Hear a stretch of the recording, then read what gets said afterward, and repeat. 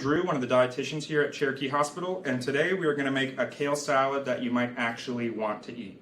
I've had a lot of kale salads where they kind of taste like you're eating grass, but there is a secret that makes kale salads go from to delicious. So that's what we are going to do today. So first thing you want to do is wash your kale, but then we also want to cut off the stem of the kale. So we are going to take the leafy green part and just sort of cut it off the stem right here, because that can be a little woody and not the most appealing thing to eat.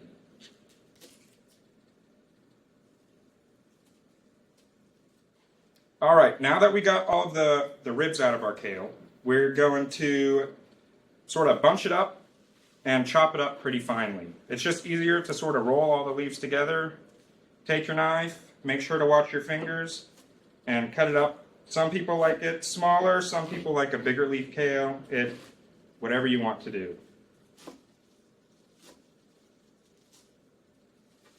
So we're going to take all that, put it in our bowl.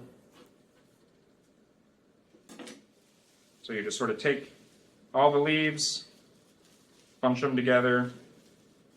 Just makes life a lot easier.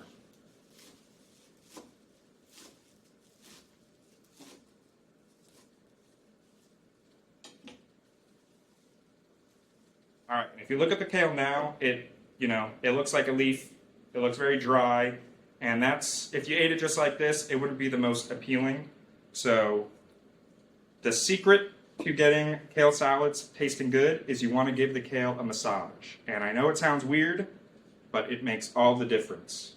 So I just have some extra virgin olive oil here, and you want to drizzle it all over the kale.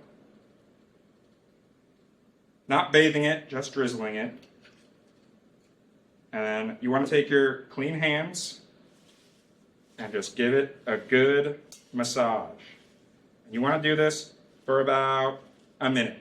And then what it's going to do is it's going to bruise the kale leaves, and it's going to make it a lot softer and a lot easier to eat.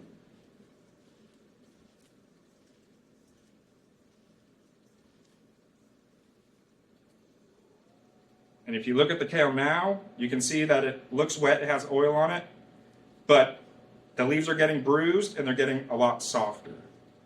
You can also see that the volume of the kale is going down, so that big bowl of kale is now shrinking down a little bit. So that's how you know you're getting close.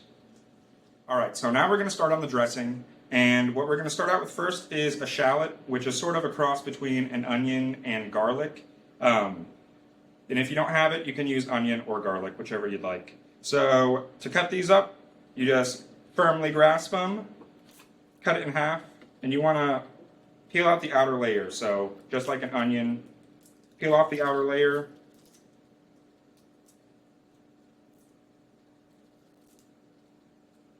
It can be a little tricky sometimes. And then to get it very finely chopped, you want to take your knife, cut along, long-sided, do a bunch of tiny little slices so it's sort of spread out like this, but you don't want to cut all the way through so it holds it together. And then you just want to chop it very, very fine.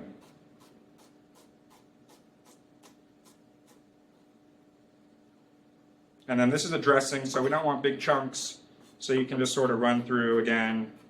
We want it very finely minced.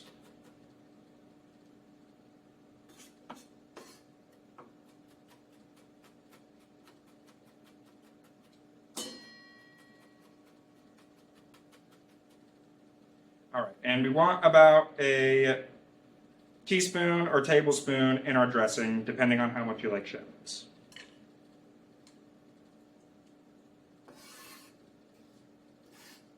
All right, next thing we're going to add to our dressing is some olive oil. About a tablespoon and a half, depending on how much kale you have.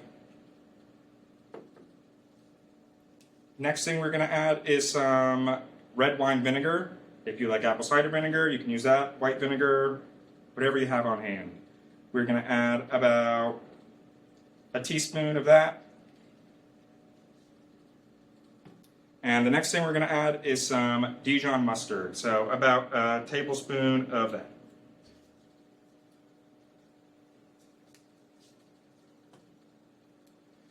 All right, and the next thing we're going to add is about 2 tablespoons of orange juice. If you have orange juice, you can use that. We have an orange on hand, so we're going to use that. A good tip for any citrus fruit if you're getting juice is to roll it on your cutting board a little bit before you cut it, and this sort of breaks some of those little cells inside of it and gets the juice rolling. I'm just going to hold my hand over here in case we get any orange seeds.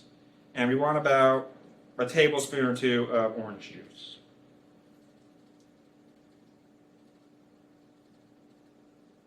Perfect. And now the last thing we're going to add is a little bit of salt and pepper, and then we can whisk it all together.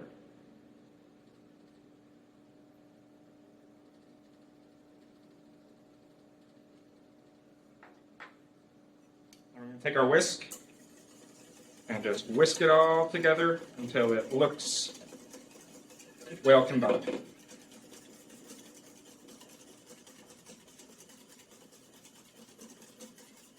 So off camera, I tasted it, added a little bit more orange juice, a little bit more salt and pepper. You know, that's the good thing about cooking is you can make it taste however you want. If you like a little bit more of this or a little bit more of that, taste it and just go from there. All right, so we have our dressing that is done. So we're going to clean up our station a little bit. And we are going to take our massaged kale, that is going to be so much better to eat. And we are going to then add some goat cheese, some walnuts. These ones are from the store. If you find some local walnuts, even better.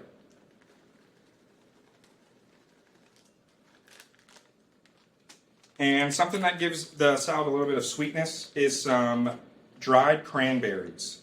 So we have some sweet and tart from the cranberries. We have some crunch from the walnuts. We have a little bit of creaminess from the goat cheese. And we have our acidity from the dressing. So putting all these together just really makes a well-balanced salad.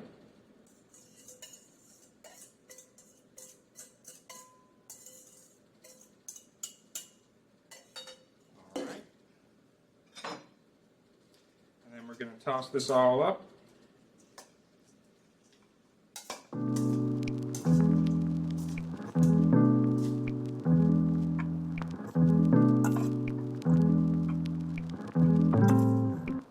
All right, and this is our finished kale salad with cranberries, walnuts, and goat cheese. A perfect salad for the fall.